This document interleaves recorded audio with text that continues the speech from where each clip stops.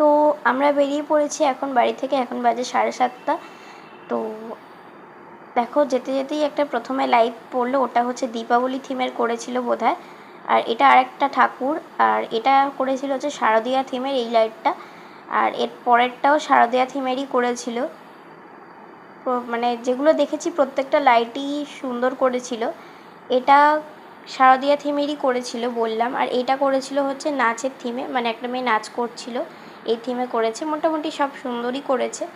তো দেখো নাচ করছিল। আর তারপরে ঠাকুর আসছে, ঠাকুর আর সব মেলা বসেছে। সব তো আর ক্যামেরায় বন্দি করতে পারছি না, কেননা তোমাদের জন্য যতটুকু করেছি ততটুকুই আমি দেখাচ্ছি। তাও করেছি আমি কষ্ট করে।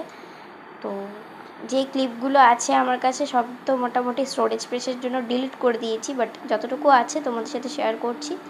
এটা দেখো আরেকটা ঠাকুর, আর এটা হচ্ছে আরেকটা সুন্দর লাইটিং মতো লাইট।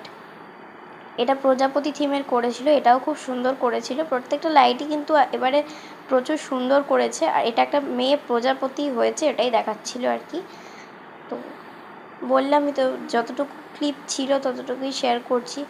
তোমরা হয়তো ভাবতে পারো যে এটা ছিল না, ওটা ছিল না, বাট এটাই ছিল আমার কাছে। এটা হচ্ছে আরেকটা ঠাকুর, এই ঠাকুরটা ছোটো হয়েছে তার জন্য আমার